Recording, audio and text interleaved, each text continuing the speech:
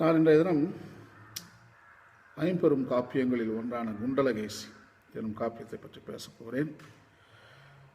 மற்ற 4 காப்பியங்களுக்கு நன்றாக தெரியும். சிலப்பதிகாரம், மணிமேகலை, சீவக சிந்தாமணி, வளையாபதி, குண்டலகேசி. இதைத்தான் ஐம்பெரும் காப்பியங்கள் என்று சொல்வார்கள். 5 காப்பியங்களும் உள்ளன. அவை நீலகேசி, யசோதர காவியம், நாககுமார காவியம், சூளாமணி அண்ட்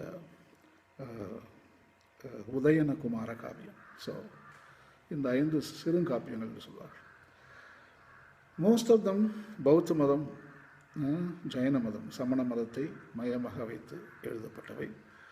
இந்த ஐம்பெரும் காப்பியங்களை பற்றி நாம் முதலில் கேள்விப்படுவது நன்னூல் என்று சொல்லப்படுகின்ற நூலிலே முதலாவதாக நாம் காப்பியங்களை பற்றி நாம் கேள்விப்படுகிறோம்.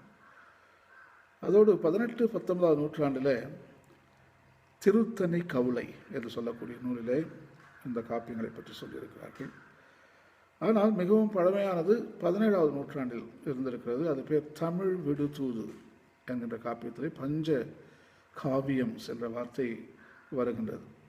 ஆகவே இந்த காப்பியங்கள் சமீப காலத்தில் தான் நமது செவிக்கு எட்டியிருக்கின்றன. ஆனால் அவை எழுதப்பட்டவை பழமையானவை. சங்க காலத்திலிருந்து ஏறக்குறைய 1, 2, 3, 4, 5ஆம் நூற்றாண்டுகளிலே இவை எழுதப்பட்டிருக்கின்றன.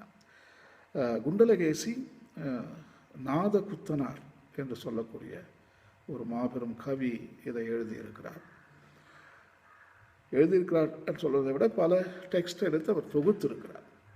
நாதகுத்தனார் இவர் சமண முனிவராக இருக்க வேண்டும் அல்லது பௌத்த பிக்காக இருக்க வேண்டும்.